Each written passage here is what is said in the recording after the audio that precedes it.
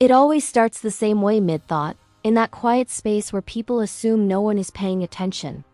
A profile appears, polished and impressive, dressed in titles and philosophies that promise depth. The kind of page that speaks in grand declarations about mastery, awareness, or elevated insight. And for a moment, it works.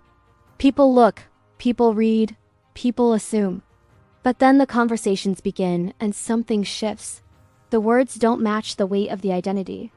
The reactions don't match the wisdom being advertised. The behavior doesn't match the story being told. Instead of clarity, there is defensiveness. Instead of maturity, there is avoidance. Instead of reflection, there is projection. Instead of leadership, there is a joke tossed out like a smoke bomb to escape accountability. And slowly, almost quietly, people begin to notice the gap. The distance between the identity someone claims and the behavior they actually live. The louder the title, the sharper the contradiction. The more someone insists on being seen as something extraordinary, the more ordinary their reactions reveal them to be. Reactions always tell the truth that profiles try to hide. Across these stories, another kind of person exists. Someone who once carried a title that no longer fit. Maybe they were a teacher, a guide, a spiritual figure, or a voice people once followed. They wrote, they shared, they even earned a living from that work, but life changed, and with it, so did they. Their behavior no longer aligned with the identity they once presented. So they made a choice. They adjusted their profile to reflect who they truly were in the present. They didn't erase their past.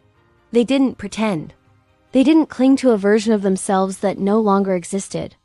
They simply aligned their public identity with their real behavior.